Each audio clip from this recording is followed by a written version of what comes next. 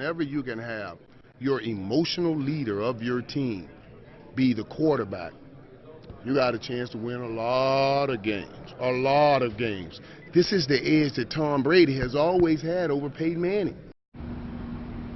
Gotta love hearing from the playmaker himself, the Hall of Famer Michael Irvin. Cam Newton is certainly the emotional leader of the Panthers. Maybe that will have something to do with the outcome in Super Bowl 50. You know, Super Bowls are historic by their nature, but Super Bowl 50 might have the best tie to the NFL draft that there ever has been in history. Both quarterbacks, for the first time ever, were drafted #1 overall. You look at Peyton Manning taken #1 overall in 1998 by the Indianapolis Colts, and then 13 years later, Cam Newton, the #1 overall draft pick, coming out of Auburn, coming off that Heisman Trophy and national championship winning season.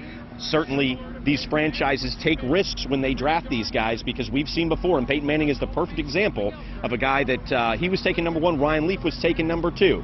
But these are two franchises that #1 has paid off for them. Certainly for Denver, they took Peyton Manning from the Colts, but this has paid off for both franchises. Now let's hear from the quarterbacks. He's just off to an incredible start to his young NFL career, and he's definitely earning that honor of being the #1 pick by being the player that he is. It's a lot of things that Peyton has done, is doing, that I wish I could mimic, but I can't, do it like Peyton can. It's only, he can do it.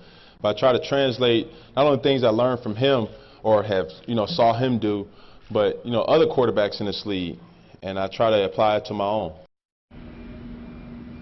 Well, not only is it Peyton Manning and Cam Newton and the #1 against #1 in this Super Bowl involving the NFL draft, there is also, for the first time in NFL history, a #1 pick versus a #2 pick will actually play against each other out of the same draft class. And we're talking about Cam Newton taken #1 in 2011, and in the same exact draft, Von Miller, the linebacker from the Denver Broncos, was taken #2.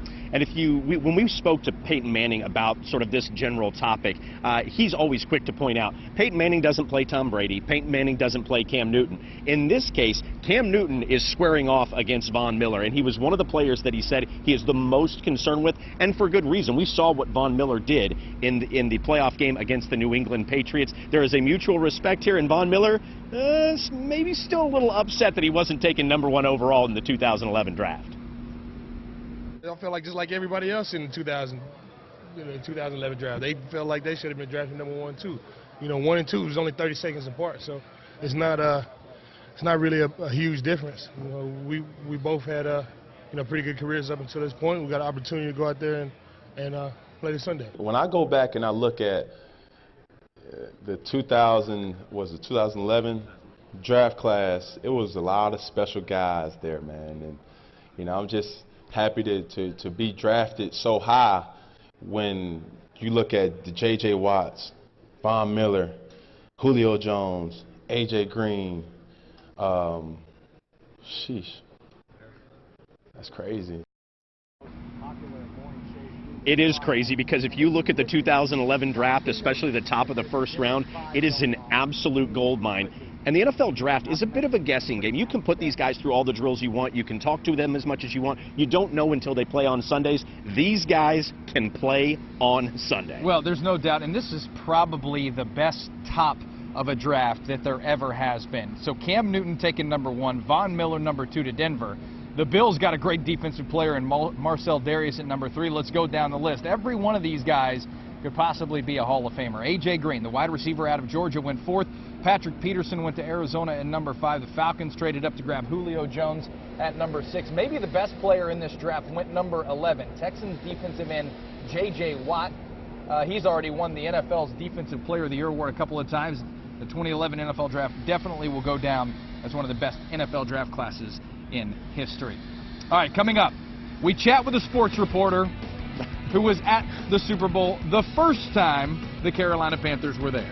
I'm pretty familiar with this guy. I think he was a sports guy, but he's still a sports guy because he's done the national championship game and the Super Bowl. Jeff Hart coming up next.